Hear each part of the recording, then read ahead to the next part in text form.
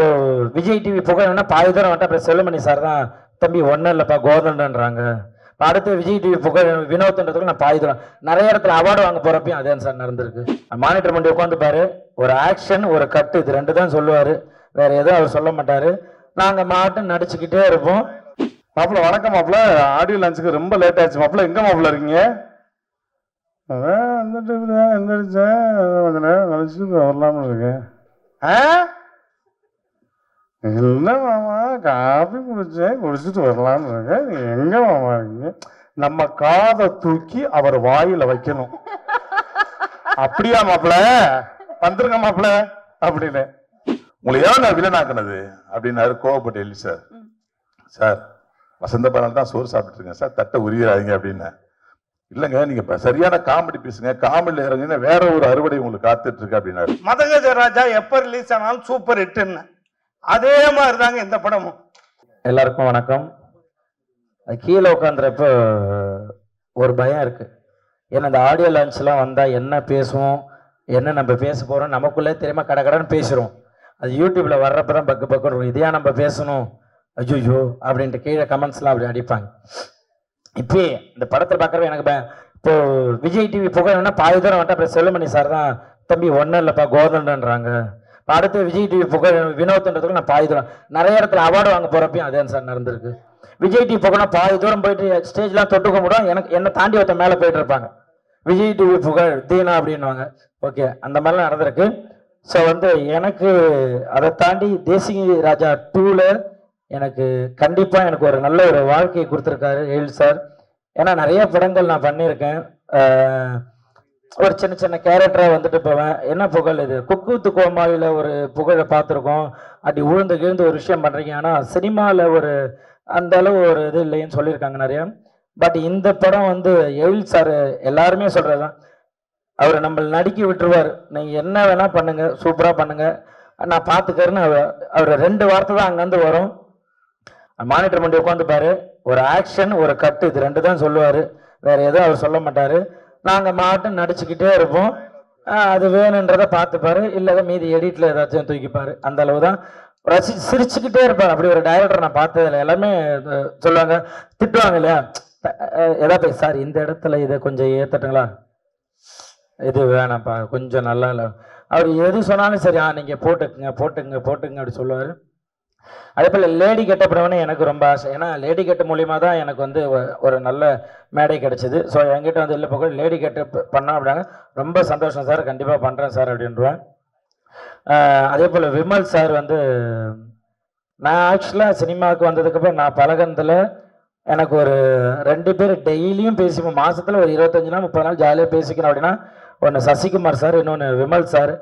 சும்மாவே ஃபோன் பண்ணி ஜாலியாக பேசிப்பேன், என்ன தம்பி என்ன பண்ணுறீங்க, எங்கே இருக்கீங்க, சாப்பிட்டீங்களா அப்படின்ட்டு இவரும் பேசுவார். சசிகுமார் சார் 2 பேருமே அவ்வளோ அந்த ஒரு போட்டி பொறாமை எதுவுமே கிடையாது. யார் வந்தாலும் சரி அவங்க கூட ஜாலியாக பழகக்கூடிய வருது, அந்த அளவு வருது. அவர் கூட பழகந்து ரோபோ மாமா ஜனா ப்ரொடியூசர் சார் அன்னைக்கு ஷூட்டிங்க்கு வந்திருந்தார். என்ன வந்துட்டு போகிறார் ப்ரொடியூசர் சாரே வந்துட்டு போகிறார், என்ன விஷயம்னு கேட்டாங்க. என்னையும் ரவிமரியா சாரையும் பார்க்க வந்தாங்க. இல்லை டீசர் ஈவினிங் 6 மணிக்கு ரிலீஸ் ஆகுது, ஸோ அதான் சும்மா உங்களை பார்த்துட்டு சொல்லிட்டு போனேன். அப்படி ஒரு ப்ரொடியூசரை நான் பார்த்ததே கிடையாது. அங்கே ஒரு இடத்துக்கு முருகன் அண்ணனை கூப்பிட்டு பார்த்து இந்த மாதிரி ஒவ்வொரு இடத்துங்களையும் பார்த்து எல்லார்ட்டையும் பேசி இந்த மாதிரி படம் ரிலீஸ் ஆகுது, சூப்பர், நீங்களாம் தான் சப்போர்ட் எல்லாமே இருக்கணும்னு சொல்லிட்டு ஒருத்தராக சின்ன ஒரு ஆர்டிஸ்டாக இருந்தால் கூட அதை சொல்லிட்டு போகிறது. Producer sir thank you so much sir. சொன்ன மாதிரி அந்த ப்ரொமோஷன்லாம் போயிட்டு இருந்தப்போ எல்லாருக்கும் சாப்பாடுலேருந்து எல்லாமே நீங்கள் எங்கே வேணால் சாப்பிடுங்க, அவங்க போட்டோம் காரை கொடுங்க இது பண்ணட்டும் எல்லாம் அப்படி பார்த்துக்கிட்டீங்க, தேங்க்யூ ஸோ மச். அதாவது ரவி சார் சாம்சன்ஸ்லாம் ஸ்கிரிப்டை வாங்கிக்கிட்டே புகழ் நீங்கள் இந்த இடத்துல இதை போடுறீங்களான்னு ஸ்கிரிப்ட் ஒர்க் பண்ணிக்கிட்டே இருப்பார். அவர் என்ன ஒரு பேப்பரை கொடுத்தாலும் அந்த பேப்பரை 20 பேப்பர் ஆக்கி எழுதிக்கிட்டே இருப்பார். நம்ம ஒரு புதுசாக வளர்ந்து ஒரு விஷயம் ஒரு சின்ன பையன் வரேன், எல்லாருமே கை கொடுத்து அவ்வளோ அழகாக இல்லை நீங்கள் இந்த கவுண்டர் போடுங்க நீங்கள் போடுங்கன்னு எல்லாருமே வாங்கிட்டாங்க. ரொம்ப உங்ககிட்டலாம் ஒர்க் பண்ணுறது எனக்கு ரொம்ப ஹாப்பி, தேங்க்யூ ஸோ மச் எழில் சார், உங்களை மறக்கவே மாட்டேன். ஏன்னா எல்லாருமே கேட்டுன்னு இருந்த ஒரு வார்த்தை, புகழ் நீங்கள் சினிமாவில் எப்போ காமெடி பண்ணுவீங்கன்ட்டு நிறைய கேட்டுகிட்டே இருந்தாங்க. அது எல்லாருக்கும் பதிலாக இந்த தேசிங்க ராஜா 2 இருக்கும்னு நான் கண்டிப்பாக நம்புகிறேன். அப்படி தான் எல்லாம் ஒர்க் பண்ணியிருக்கோம் எல்லாருமே. இதில் ஒர்க் பண்ண எங்களுக்கு சொல்லிக் கொடுத்த அசோசியேட் டைரக்டர், அசிஸ்டன்ட் டைரக்டர். ஏன்னா ஒரு படம் வெளியில் வருது அப்படின்னா அதில் உழைக்கிறவங்க அவ்வளோ பேர். ஏன்னா நம்ம ஈஸியாக வந்து ஒரு நிழலுக்காக மரத்தை தேடி போவோம், ஆனால் அந்த மரம் வெயிலில் நிற்கிறது யாருக்குமே தெரியாது. அந்த மாதிரி இதில் பின்னாடி ஒர்க் பண்ண அத்தனை பேருமே இந்த படம் ஜெயிக்கணும்ன்ட்டு எல்லாருமே ஒர்க் பண்ணுறது. இந்த படம் ஜெயிக்கணும், யாருமே வந்து அப்பா இந்த படம் இவ்வளோப்பா, இந்த படம் ஓடக்கூடாதுன்னு யாருமே நினைக்க போகிறது கிடையாது. எல்லாருமே படம் ஓடணும், ஜெயிக்கணும், மக்கள்கிட்ட போய் சேரணும் அப்படின்னு தான் உழைக்கிறது. கண்டிப்பாக இதில் வந்து நீங்கள் கோதண்ட அண்ணா சூப்பராக சொன்னார்.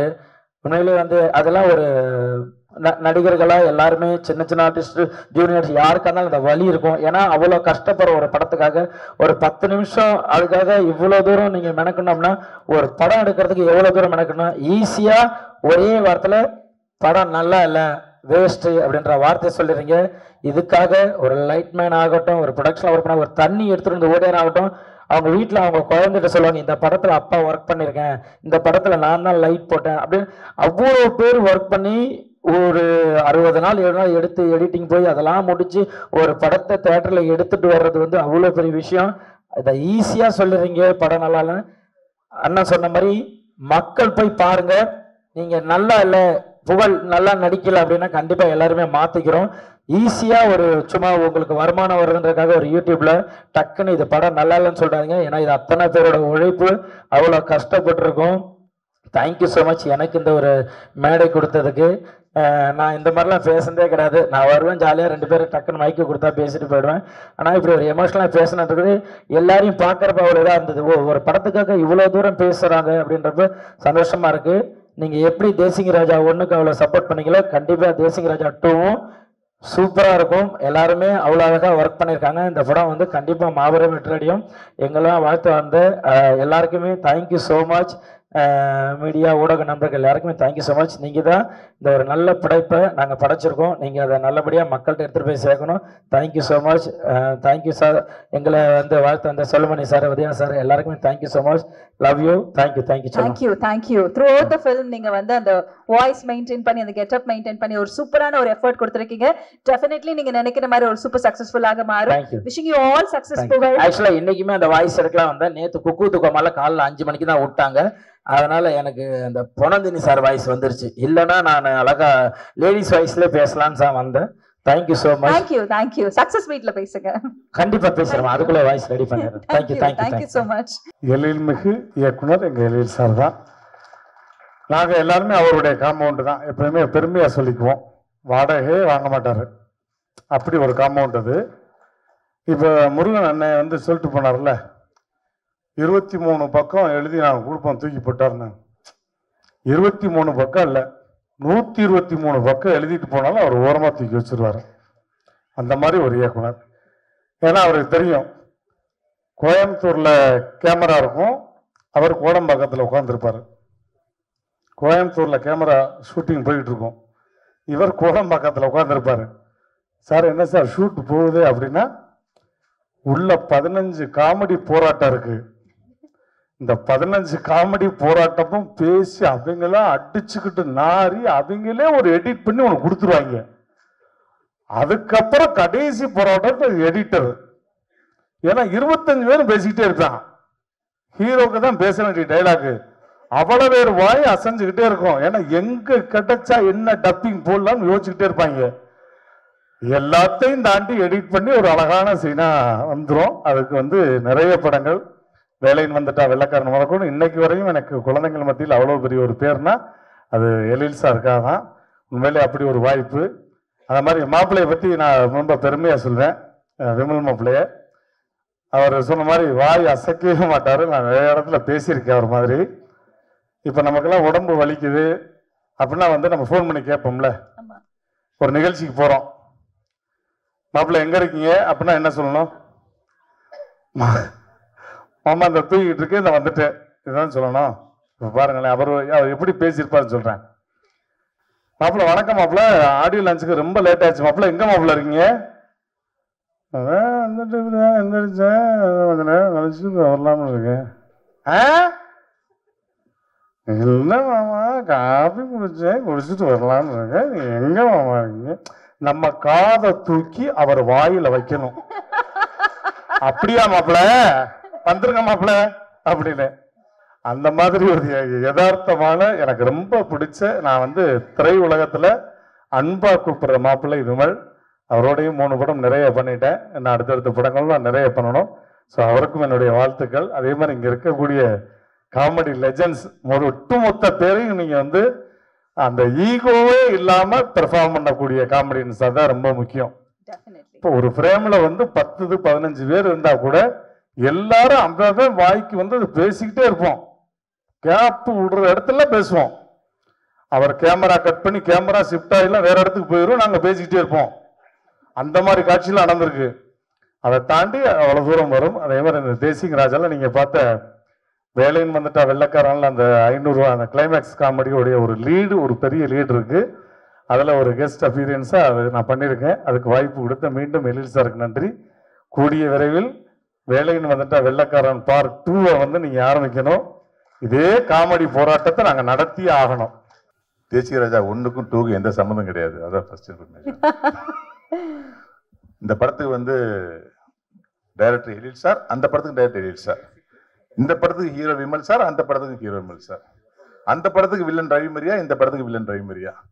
இவ்வளவு ஒற்றுமை இருந்தாலும் சீக்வல் அப்படிங்கிற ஒரு அடிப்படையில இந்த கதையோட தொடர்ச்சி அது கிடையாது, அந்த கதையோட தொடர்ச்சி இது கிடையாது. அப்புறம் ஏன் தேசிங்கா 2ன்னு பேர் வச்சுன்னு கேக்குறீங்களா? இதுக்கு வேலைன்னு வந்துட்டா வெள்ளக்காரன்னு பேர் வைக்கலாம், மனங்குத்தி பிறகு பார்ட் 2ன்னு பேர் வைக்கலாம், சரவணன் இருக்க பயமையின் பார்ட்டுன்னு பேர் வைக்கலாம், எது வேணாலும் வச்சுக்கலாம். ஆனால் புரட்சி என்ன பண்ணார், எனக்கு தேசிங்கராஜா 2 தான் வேணும்னு அடம் பிடிச்சதுனால ஏற்கனவே பண்ணப்பட்ட கதைக்கு இந்த டைட்டில் வச்சிருக்கோம். இதுதான் வந்து இந்த படத்துல பார்வையாளர்களாக இருக்கட்டும், ரசிகர்களாக இருக்கட்டும், எங்களுடைய அன்பு நண்பர்களாகிய ஊடக நண்பர்களாக இருக்கட்டும், வலைத்தள நண்பர்களாக இருக்கட்டும், எல்லாத்துக்கும் சொல்லிக்கொள்ள விரும்புவேன்னா, இந்த படத்தை ரசிகர் பார்க்குற மாதிரி ஊடக நண்பர்கள் நீங்களும் பார்ப்பீங்க. தயவு செய்து தேசியராஜா 1 மறந்துருங்க. அதுக்கும் இதுக்கும் உள்ள ஒரே வித்தியாசம், அது காமெடி கலாட்டா, இது காமெடி கலைபரம் போலதான். ஓகே சார், யூஷுவலா சொல்லுவாங்கல்ல, ஒரு சீக்வல் ரிலீஸ் ஆகும்போதோ இல்ல ஒரு டைரக்டர் ஒரு படம் ரிலீஸ் பண்ணும்போதோ விசிட் அந்த படம் அப்படின்னு சொல்லுவாங்க. இந்த யூனிவர்ஸ் அதெல்லாம், சோ இந்த அந்த யூனிவர்ஸை மறந்துருங்கன்றீங்க நீங்க. தேசிக் ராஜா 1 மறந்துடுறீங்க. மறந்துடணும். ஓகே, கஜினி மாதிரி, கஜினி சூர்யா சார் மாதிரி மறந்துட்டு வந்தா இந்த படத்தை என்ஜாய் பண்ண முடியும். ஓகே சார், உங்களோட அந்த காமெடி பெர்ஃபார்மன்சஸ் அது வந்து மக்கள் எல்லாருமே, அதாவது ஒரு ஸ்லைட் வில்லனிக் ரோல் இருக்கும், ஆனாலும் அது சிரிக்க வைக்கிற மாதிரி தான் இருக்கும். நீங்க ஆனா ஒரு சீரியஸ் வில்லனாவுமே இருந்திருக்கீங்க. இந்த பெர்ஃபார்மன்சஸ் வந்ததுக்கு அப்புறம் மக்கள் கிட்ட இருக்கக்கூடிய அந்த எதிர்பார்ப்பை நீங்க எவ்வளவு வரவேற்கிறீங்க சார்? உங்களுக்கு ஃபர்ஸ்ட் யார் இந்த மாதிரி ரோல்ஸ் கொடுத்தது? ஆக்சுவலா இதுக்கு அடிப்படை காரணமே இங்க உள்ள ஆர்கே செல்வமணி சார் தான். ஓகே, எல்லாருக்கும் புது தகவலா இருக்கும். பக்கத்துல உட்காந்து ஆர் உதயகுமார் சாருக்கும் புது தகவலா இருக்கும், பேரு சாருக்கும். அவர் தான் வந்து D40 அப்படிங்கிற ஒரு நிகழ்ச்சியில அவர் ஷோ டைரக்டர், ஒரு 5 அசிஸ்டன்ட் ஷோ டைரக்டர் இன்னும் ஒரு ஆளா வச்சிருந்தார். அப்ப டைரக்டர் எழில் சார் வந்து எங்க யூனியன்ல வந்து டைரக்டர் யூனியன்ல பொருளாளர். அந்த 1 மாச டிராவல்ல நான் பாக்குறதுக்கு வந்து பயங்கர மாடர்னா இருந்தாலும் எதுக்கு எடுத்தாலும் காமெடி பண்ணிட்டே இருப்பேன். அப்போ ஒரு நாள் செம்ம டென்ஷன் கத்தி, உங்களை ஏன் நான் வில்லனாக்குனது அப்படின்னாரு கோவப்பட்டு எழில் சார். சார் வசந்த பாலால் தான் சோறு சாப்பிட்டு இருக்கேன் சார், தட்டை உரியாதீங்க அப்படின்னு. இல்லைங்க நீங்க சரியான காமெடி பேசுங்க, காமெடியில் இறங்குங்க, வேற ஒரு அறுவடை உங்களுக்கு காத்துட்டு இருக்கு அப்படின்னாரு. அப்ப நீங்களே செஞ்சிருங்க சார் அது அப்படின்னு. நான் கேஷுவலா சொன்னேன், எங்கங்க நானே கேப்ல படம் இல்லாம இங்க உட்காந்துருக்கேன் அப்படின்னாரு. அவர் சொல்றாரு, அப்படியே சொல்றேன், இல்ல சார் இங்க கூடி சீக்கிரம் படம் பண்ணுவீங்க சார், நீங்க சொன்ன மாதிரி நான் காமெடியா பண்ணுவேன் அப்படின்னு. அதுதான் சிவகார்த்திகேயன் சார் அறிமுகமாகி நான் வில்லன், காமெடி வில்லன் பண்ண அந்த மனங்குத்தி பறவை. அந்த படத்துல அசால்ட்டா அப்படி நடிச்சு போயிட்டேன். ஆனால் அடுத்த படம் தேசிங் ராஜா 2 வரும்போது மறுபடியும் நீ தான் வில்லன் இந்த படத்துல அப்படின்றாரு. எனக்கு பொறுப்பு கூடுது. ஏன்னா இந்த வில்லன் சேர்ல உட்காந்து காமெடி பண்றது வந்து 2 பொண்டாட்டிக்காரங்க கதை. 2 பொண்டாட்டி திருப்திப்படுத்த எவ்வளவு கஷ்டமோ அதே மாதிரி வில்லன் சேர்ல உட்காந்து வில்லன் பண்ணணும், ஆடியன்ஸை மிரட்டணும், அப்படியே காமெடி சொல்லி கைத்தட்ட வைக்கணும். அது எவ்வளவு கஷ்டம்னு அனுபவிக்கிற எனக்கு தான் தெரியும். சோ முதல் படம் ஹிட்டு மனங்குத்தி பறவை, செம சூப்பர் டூப்பர் ஹிட்டு. தேசிங் ராஜா வராரு, எனக்கு உண்மையிலேயே பயம். என்ன கிளைமாக்ஸ்ல வந்து கண்ணம் ஸ்டீல் சாங்கெல்லாம் வச்சு என்னெல்லாம் வந்து வெஸ்டர்னைஸ் சாங்கெல்லாம் ஆட வைக்கிறாரு. என் மேல அவ்வளவு நம்பிக்கை, என்னடா இவ்வளவு நம்பிக்கை மனுஷன் வச்சிருக்காரு. அப்ப நம்பிக்கையை மற்றவர்கள் நம்ம முதல்ல வைக்கும் போது நமக்கு பொறுப்பு கூடும்போது, ஐயோ சிரிக்க வைக்கணுமே சிரிக்க வைக்கணுமே சிரிக்க வைக்கணுமே சொல்லி இந்த பிஹெச்டி பண்ணுவாங்க இல்லையா, தமிழ், இங்கிலீஷ், லிட்டரேச்சர் எல்லாம், அது மாதிரி நான் காமெடியில வந்து திசிஸ் பண்ணி அது பிஹெச்டி மாதிரி பிரிச்சு இதுக்கெல்லாம் சிரிப்பான், இதுக்கு சிரிக்க மாட்டான், இதுக்கு ஆடியன்ஸ் சிரிப்பான், இதுக்கு சிரிக்க மாட்டான், அப்படியே உட்காந்து ஹோம்ஒர்க் பண்ண ஆரம்பிச்சேன். டைரக்டரும் மறந்துட்டேன், கதாசிரியரை மறந்துட்டேன், காமெடி எப்படி ஒர்க் அவுட் பண்றதுங்கிறதே ஒர்க் அவுட் பண்ணி தேசிங்க மனங்குத்தி பறவையில மச்சான் சொல்லிட்டாலே மச்சான் சொல்லிட்டா ஒரு காமெடி செம ஹிட். இது செம காமெடி. காமெடி அடிக்க காமெடியே இல்லைனவங்க தேசிங்க ராஜா வந்ததுக்கு அப்புறம் நானும் சூரியன் பண்ண காமெடி. அப்ப நான் இது வரைக்கும் உன் காதுல கூப்பாடு போட்டு சொன்ன உன் காதுல விரல அப்படின்னு சொன்னப்ப அது அதை விட பெரிய காமெடி ஆயிடுச்சு. இதுதான் சூப்பர் காமெடிக்கும் போது வேற வந்து வெள்ளக்காரன் நானும் ரோபசங்கர் சொன்னேன். அந்த அன்னைக்கு காலைல 6 மணி கோழி கொக்கரக்கோன்னு கூச்சு. என் பொட்டாட்டி தரணவியா மல்லிகை பேசிட்டு உசுப்புனா மல்லியா கனகாம்பரமா அப்படிங்கும் போது உன் பொட்டாட்டி உன்னை செருப்பா வச்சிருக்கதெல்லாம் கேட்கல. மாமா 500 கூட வச்சிருக்கா எங்க வச்சிருக்க சொல்ல. அந்த காமெடிக்கு அந்த காமெடி வந்து கிட்டத்தட்ட 12 வருஷம் ஆச்சு. இன்ன வரைக்கும் அது வந்து மீம்ஸ் ஆகும், டெம்ப்ளேட் ஆகும். எப்ப பார்த்தாலும் ஒரு அரசியல் நிகழ்வா இருக்கட்டும், ஒரு பொது நிகழ்வா இருக்கட்டும், அதை கம்பேர் பண்ணி போடுற ஒரு மீம்ஸை ஒரு மிகப்பெரிய கடவுள் ஆசீர்வாதத்தில் எனக்கு கிடைச்சது. இப்போ அதே மாதிரி இந்த தேசிய ராஜா 2 வந்து எப்படி ஆடியன்ஸ் வந்து ஒரு மீம்ஸா பயன்படுத்தினாங்களோ, எப்படி டெம்ப்ளேட்டா யூஸ் பண்ணாங்களோ, அது மாதிரி தேசிய ராஜா 2 எனக்கு மட்டுமல்ல, நண்பர் புகழ், நண்பர் சான்ஸ், அண்ணன் சுவாமிநாதன் பங்காளி, சிங்கம்புலி, இப்படி எல்லாரையுமே ரோபசங்கர் ஒரு சின்ன கெஸ்ட் அப்பியரன்ஸ் பண்ணிக்கிறேன்னு சொன்னார்ல, நீங்க தேட்டர்ல பாருங்க தெரியும். இது எல்லாருக்குமே வந்து இந்த படம் வந்து ஒரு பெரிய சூப்பர் டூப்பர் ஹிட்டா இருக்கும். நான் இந்த இடத்துல ஒரே ஒரு மன்னிப்பு கேட்டுக்கிறேன். வாசிக்கவே விடாத அளவுக்கு நாங்க பேசிட்டே இருந்ததுக்காக வித்யாசாகர் சார்ட்ட நாங்க மன்னிப்பு கேட்டுக்கிறேன். இது என் தப்பு இல்ல சார், இவங்க எல்லாம் இருக்காங்கன்னு தெரிஞ்சவங்களை மியூசியட்டா பிக்ஸ் பண்ணது எல்லி சாரோட தப்பு.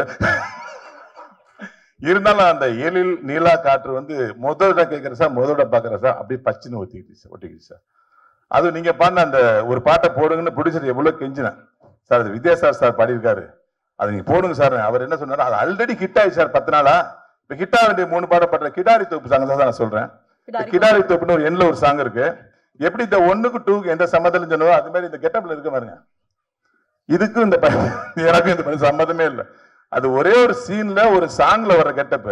இந்த படத்துல ஒரு அரசியல்வாதியா நடிச்சிருக்கேன். இந்த படத்தோட ப்ரொடியூசரை பத்தி நான் ரொம்ப அழகா சொல்லணும். சாம்ஸ் அழகா சொன்னாரு. எப்பயுமே வந்து நம்ம ஒரு இடத்துக்கு போய் சாப்பிட போனோம்னா அவங்க சாப்பாடு பரிமாற விஷயத்துல அவங்க மனசு தெரிஞ்சிடும். அந்த சாப்பாடு வைக்கிற ஐட்டத்துல அந்த குவாலிட்டியில அது அவங்களுடைய மனசு தெரிஞ்சிடும். அந்த மாதிரி மனசை கண்டுபிடிக்கிறது ஒருத்தங்க நமக்கு விருந்தோம்பல் வைக்கும் போது அவங்க எப்படி நடந்துக்கிறாங்க பொறுத்தான். அந்த மனசுக்கு மாபெரும் நல்ல மனசு சொந்தக்காரர் தான் தயாரிப்பாளர் ரவிச்சந்திரன் அவர்கள். கடந்த 3 நாளா நாங்க ப்ரொமோஷன் எல்லா சேனலுக்கு போறோம். ஸ்டார் ஹோட்டல் எங்களுக்கு வந்து என்ன வேணும்னு நான் கேட்கவே விட மாட்டார். அவரே ஆர்டர் பண்ணுவார். எனக்கு பேர் தெரியாதெல்லாம் ஆர்டர் பண்ணுவார். ஆர்டர் பண்ணி நல்லா சாப்பிடுங்க சொல்லி அந்த மனசை குளிர் வைக்கிற விஷயம் இருக்குல்ல, அந்த ஒரு விஷயத்துக்காக இந்த படம் பெரிய ஹிட் ஆக போகுது சார். ரொம்ப தேங்க்ஸ் ரவி சார். அதே மாதிரி அவருடைய சன் இந்த படத்துல நடிச்சிருக்காரு, ஜனா. அவர் ஆல்ரெடி ஒரு 4-5 படங்கள் நடிச்சிருந்தாலும் இந்த படம் வந்து அவருக்கு வந்து ஒரு அடுத்த லெவலுக்கு கொண்டு போகக்கூடிய ஒரு ஆக்ஷன் ஹீரோவா தான் நான் பார்த்தேன். அவருடைய பிசிக், அவருடைய மூவ்மெண்ட், அவருடைய அந்த தம் எல்லாமே பார்த்தீங்கன்னா ஒரு ஆக்ஷன் ஹீரோவுக்கான விஷயம். ஆனா ஒரு நாள் கூட ஷூட்டிங் பண்ணல. நான் ஒரு ப்ரொடியூசர் சன்னில் வந்ததே கிடையாது. எங்களை எல்லா டைமும் பார்த்தீங்கன்னா இவங்கெல்லாம் லெஜெண்ட் பார்த்துட்டே இருப்பார். நாங்களாம் சாதாரண சொல்லி அவர்கிட்ட பழகிட்டே இருப்போம். ஒரு நல்ல ஒரு ஹீரோ உருவாடுறாரு. அந்த ஹீரோ உருவாக்குறது ஸ்கோப் கொடுத்து எங்களுடைய அன்பு சகோதரர் விமல் சாருக்கு இந்த இடத்துல நன்றி சொல்லிக்கணும். ஏன்னா எல்லா ஹீரோக்களும் எல்லாருக்கும் ஸ்கோப் தர மாட்டாங்க. ஜனா சாருக்கு மட்டும் இல்ல, எங்க எல்லாருக்குமே அவருடைய வெற்றி எங்க காத்துட்டு இருக்குன்னா, விமல் சார் எப்ப என்ன பண்ணுவாருன்னா எல்லா ஸ்கோப்பையும் அப்படி பார்ப்பாரு. இவருக்கு இந்த ஸ்கோப்பா பண்ணுங்கன்னு சொல்லி இதுல நான் என்ன பண்ண முடியும் ப்ரூவ் பண்ணுவாரு. அதுதான் அவர் இத்தனை வருஷமும் இவ்வளவு காம்படிஷன் நடுவில் ஒரு ஹீரோவா நின்னுக்கிறது காரணமே அவர் அந்த ப்ராஜெக்டை மட்டும் தான் நேசிப்பாரு. நான் என்ன பண்ண போறேன், நான் ஹீரோ சார், எனக்கு என்ன சார் இருக்கு, எனக்கு ஓப்பனிங் இல்லையே சார், எனக்கு எண்ட் இல்லையே சார், இதெல்லாம் கேள்வி கேட்டா பார்த்ததே இல்லை. ஒரு கூத்துப்பட்டையில ஒரு கலைஞன் வந்து ஒரு மிக சிறந்த பயிற்சியை பெற்று வந்தா எப்படி பண்ணுவாங்கிறது ஒரு மிகச்சிறந்த உதாரணம் வந்து விமல் சார் தான். எந்த டைலாக்கையும் அசால்ட் ஆர்வமா கேட்டு டப்புன்னு டெலிவரி பண்ணுவாரு. ஒரு பிசுறு இருக்காது, ஒரு வார்த்தை விட மாட்டாரு. அதே மாதிரி எப்படி பண்ண சூப்பரா பண்ணு கேட்கவும் மாட்டாரு. கேட்க முடிஞ்சதுக்கு அப்புறம் அவர் ஓரமா போய் சேர போட்டு உட்காந்துருப்பாரு. அந்த அளவுக்கு ஒரு அருமையான ஒரு நண்பர்களா அந்த டீமோடு சேர்ந்த படம் பண்ணியிருக்கோம். யாராவது பேரை மறந்துருந்தா தயவுசெய்து மன்னிச்சுங்க. புகழ் தம்பி நானும் ஒரு படம் பண்ணிட்டு இருக்கேன் இப்போ, லட்சுமி மேக்கர்ஸோட 27வது படம். அந்த படத்துல தான் எனக்கு புகழுடைய திறமை எனக்கு தெரிஞ்சது, புகழுக்கு என்னுடைய திறமை தெரிஞ்சது. 2 பேருமே வந்து ஒருத்தர் பாராட்டிட்டு அந்த படத்துல வேற மாதிரி பண்ணியிருக்கோம். ஆனா இந்த படத்துல புகழுடைய வெளிச்சம் வந்து 4K லைட் மாதிரி பாய போகுது, பளிச்சுன்னு பாயும். அது கன்ஃபார்ம். அனைவருக்கும் என்னுடைய மனமார்ந்த நன்றிகள். சாரி, நான் சில்வா சார், சாரி சார் உங்க பேரை மறந்துட்டேன். அந்த துல்லாமனும் துல்லு படத்துல இருந்து இத்த வரைக்கும் 25 வருஷத்துல நான் டிராவல் பண்ணிருக்கேன்னு சொன்னாங்க. நீங்க 2 படம் தான் டிராவல் பண்ணீங்க. நான் 10 வருஷத்துல நான் சாருடைய டைரக்ஷன்ல 6 படம் பண்ணிருக்கேன் சார். யாருக்கும் கிடைக்காத பெருமை என்னன்னா, ஒரு படத்துல வில்லன் நடிச்சோம்னா ஒரு வில்லன் வந்து ஒரு 4 வருஷம் 3 வருஷம் அப்படி நிறைய படம் பண்ணிட்டே இருப்பாரு, அதுக்கப்புறம் காணா போயிருவாரு. ஆனால் என்னை இன்னைய வரைக்கும் காணாம போகாம 20 வருஷமா நடிச்சது ஒரே காரணம், என்னுடைய ஜானரை மாத்தி இவன் எப்படியும் பண்ணுவாங்கிற ஒரு நிலைமையை ஏற்படுத்தின எழில் சார் தான். இந்த நேரத்தில் வந்து எழில் சாருக்கும் என்னை உருவாக்கிய வசந்தபாலன் அவர்களுக்கும் நான் நன்றியை சொல்லிக்கிறேன். ஏன்னா இந்த பக்கம் அகல் விளக்கா வசந்தபாலன் இருந்தாருன்னா இந்த பக்கம் அகல் விளக்கா எழில் சார் தான் இருக்காங்க. இந்த 2 விளக்கு நடுவில் தான் பிரகாசிக்கிறேன். மதகஜ ராஜா எப்ப ரிலீஸ் ஆனாலும் சூப்பர் ஹிட்னு அதே மாதிரி தாங்க இந்த படமும். தேசிங்கராஜ் ஆரம்பத்துல எண்டு வரைக்கும் சும்மா கலகலகலகலகலன்னு சூப்பரா. நீங்க பார்த்த முதல் தேசிங்கராஜா, வேலைன்னு வந்துட்டா வெள்ளக்காரன், அதே மாதிரி இதுவும் மிகப்பெரிய சக்சஸ். அவர் படம் எல்லாமே சக்சஸ் தான். காமெடியை ரசிக்க அந்த டைரக்டருக்கு ஒரு இது வேணும். அது நம்ம எழில் சார் ரசிச்சு ரசிச்சு எடுப்பாரு. நாங்க சீரியஸா எடுப்போம். படத்துல நீங்க பாக்குறப்ப அது பயங்கர காமெடியா இருக்கும். விமல் சார் செம்ம ஜாலியா, ரொம்ப எங்களுக்கெல்லாம் அவ்வளோ ஹாப்பியா இருந்தது. நான் சிங்கம்புலி சார், என் கூட சாம்ஸு, புகழ், நிறைய நடிகர், ரவி மரியான் சார் பின்றாரு. எங்க போட்டி போடவே முடியாது அந்த அளவு எல்லாருமே ரொம்ப. அதே மாதிரி ரோபோ சங்கர் சார் இந்த படத்தில் நீங்க எதிர்பார்க்குற ஒரு வித்தியாசமான ஒரு விஷயம் பண்ணியிருக்காரு. நீங்க படம் பாருங்க, ரொம்ப நல்லா இருக்கும். மியூசிக் டைரக்டர் நம்ம வித்யாசாகர் சார் ரொம்ப வருஷ நண்பர். அவருடைய மெலோடி சாங்கும் சரி, டப்பாங்குத்து சாங்கும் சரி, எல்லா சாங்குமே கலக்கலா இருக்கும். வித்யாசாகருக்கு ரொம்ப தேங்க்ஸ், ரொம்ப நன்றி. கேமராமேன் செல்வா சார், அதாவது எங்களோட இணைஞ்சு ரொம்ப ஜாலியா உட்காரவே மாட்டாருங்க. பரபர வேலை செஞ்சு ராத்திரி 12 ஆயிடும். என்ன சார் அப்படின்னு கேட்க, அவர் ஜாலியா எங்க கூட ஒர்க் பண்ணிட்டு இருப்பாரு. அவருடைய அசிஸ்டன்ஸுக்கும், இந்த முருகன் சார், ஞானசேகர் சார், டைரக்டரோட கோ டைரக்டர் அசிஸ்டன்ட்டுங்க எல்லாருக்கும் நன்றியை தெரிவிச்சுக்கிறேன். இந்த படத்தோட காஸ்டியூம் டிபார்ட்மெண்ட்டு, இந்த படத்தில் இருக்க மேக்கப் எல்லாருமே ரொம்ப ஹெல்ப்ஃபுல்லாக இருந்தாங்க. எல்லாருக்கும் நன்றியை தெரிவிச்சுக்கிறேன். எனக்கு வாய்ப்பு கொடுத்த எழில் சாருக்கு ரொம்ப ரொம்ப நன்றி. இங்கே வந்திருக்கிற திரையுலக டைரக்டர்கள் மற்றும் தயாரிப்பாளர்கள் அத்தனை பேருக்கும் ரொம்ப நன்றி. எழில் சாருக்கு மீண்டும் நன்றி. மெயினாக ப்ரொடியூசர் சாரை சொல்லணும். அங்கே வந்துட்டு படம் எப்படி நடக்குது, எப்படி போயிட்டு இருக்கு, இந்த கேள்வியெல்லாம் கேட்கவே மாட்டேன். நீங்கள் சாப்பிட்டீங்களா, நீ இது பண்ணீங்களா, உங்களுக்கு இது வந்துச்சா, நீங்கள் அப்படி எங்களை கவனிச்சுக்கிட்டே இருப்பார். அதான் இந்த ப்ரொடியூசரோட சிறப்பு. அவர் பையன் ஜனா புதுசு மாதிரியே தெரியாது, அவர் நல்லா நடிச்சிருக்காரு. சூப்பர் படம், தியேட்டரில் பாருங்க. சூப்பர் காமெடி படம். உண்மையாக சொல்கிறேங்க, சத்தியமாக சொல்கிறேன். என்னோட வேலையை குறைச்சிட்டீங்க சார், எல்லாத்தையும் ரொம்ப அழகா பேசிட்டீங்க. நீங்க சொல்லுங்க சார். இப்ப கண்டிப்பா நிறைய பேர் இருக்காங்க, ரவி மரியா சார், சிங்கம்புலி சார், நீங்க நிறைய படங்கள் எல்லாரோடையும் ஒர்க் பண்ணிருப்பீங்க. அண்ட் விமல் சார், இவங்க எல்லாருமே இந்த காம்பினேஷன்ல தேசிங்க ராஜா 1 போல இதுவும் ஹிட் ஆகும்னு சொல்லிட்டீங்க. நீங்க செட்ல இருந்தா என்னெல்லாம் நடக்கும்? ஏதாவது ஒரு கலாட்டா பத்தி சொல்லுங்க சார். ஏதாவது கலாட்டா நடந்துகிட்டே இருக்கும். ரவிமோகன் சார் ஒரு கிண்டல் பண்ணிட்டு அப்படி இடுப்பு கிள்ளி விட்டு போயிட்டே இருப்பாரு. திடீர்னு விமல் சார் ஒரு காமெடி பண்ணிட்டு போயிட்டு கலாலங்கலங்கள்லாம் தான் இருப்போம். ஆனா சீன் வந்துட்டா சீரியஸா இருக்கணும். எழில் சாருக்கு விளையாட்டுத்தனமா இருக்கக்கூடாது. ஏன்னா அவர் என்ன நினைக்கணும், என்ன எடுக்கணும்னு நினைக்க நமக்கு சொல்லி கொடுப்பார். நம்ம எங்க மிஸ் ஆனா கூட, சாமி இதை பண்ணுங்க, இதை பண்ணுங்க, ஒவ்வொருத்தருக்கும் அவர் சொல்லி கொடுப்பாரு. அந்த அளவுக்கு அவர் அவ்வளோ இன்வால்வ்டா ஒர்க் பண்ணுவாரு. எழில் சாருக்கு ரொம்ப தேங்க்ஸு, ரொம்ப ரொம்ப தேங்க்ஸு. அவர் படத்தில் நான் ஒரு 5-6 படம் நடிச்சிருக்கேன். எல்லா படத்துலையும் என் கேரக்டர் இட்டு, அதே மாதிரி இந்த படத்துல எல்லா கேரக்டரும் இட்டு, அத்தனை கேரக்டருக்கும் ஒரு விஷயத்தை வச்சிருக்காரு. எல்லாருமே ஜாலியா பண்ணிருக்காங்க. பூரா வந்து கலக்கியிருக்காரு. இந்த மாதிரி படம் நீங்க பாருங்க. நாங்களே எங்களை புகழ்ந்துக்க கூடாது. நீங்க தியேட்டர்ல பார்த்துட்டு உண்மையை எழுதுங்க, அதுதான் முக்கியம். Thank you sir, thank you. உங்க அன்புக்கு நன்றி.